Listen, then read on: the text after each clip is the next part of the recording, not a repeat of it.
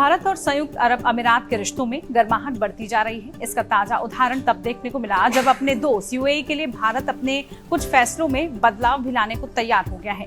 केंद्र सरकार गैर बासमती चावल यूएई को भेजने को तैयार है और 75,000 टन चावल के निर्यात की मंजूरी भी दे चुका है। ये जानकारी विदेश व्यापार महानिदेशालय ने दी है। 25 सितंबर को राष्ट्रीय सहकारी निर्यात लिमिटेड के जरिए यूएई को गैर बासमती चावल की एक्सपोर्ट को मंजूरी मिली है। केंद्र सरकार के इस फैसले से यूएई में चावल की कीमतों में भी राहत मिलने की उम्मीद है।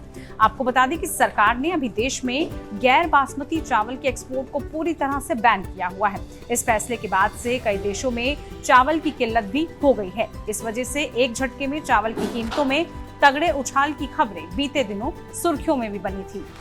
हालांकि यूएई ने जब भारत से इस बारे में अनुरोध किया कि अपना चावल उनके यहाँ भेजे, तो भारत अपने इस मित्र देश के अनुरोध को ठुकरा नहीं सका और भारत यूएई चावल भेजने को राजी हो गया। यूएई को 75,000 टन गैर बासमती सफेद चावल के निर्यात की अनुमति देने से वहां पर चावल की कीमतों में भी राहत मिलने की उम्मीद है। इतना ही नहीं, यूएई के अलावा भूटान, सिंगापुर और मॉरिशस ने भी भारत सरकार से ऐसा ही अनुरोध किया था, जिसे केंद्र सरकार ने मान भी लिया है।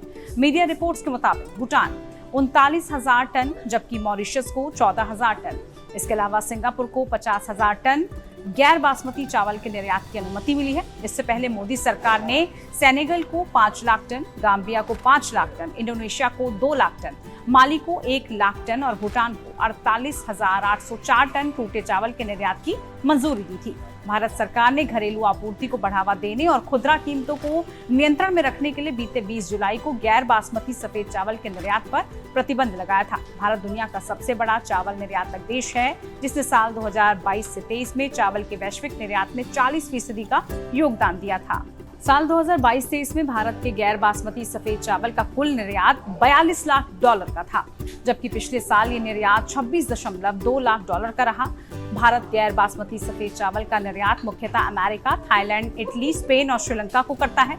अब बात करें भारत के लिए आखिर यूएई इतना खास क्यों है, तो आपको बता दें कि यूएई के साथ भारत का द्विपक्षीय व्यापार साल 1970 के दशक के बाद से लगातार बढ़ा है और अमेरिका के अलावा ये देश भारत के सबसे बड़े व्यापारिक साझेदारों में टॉप पर रहा है।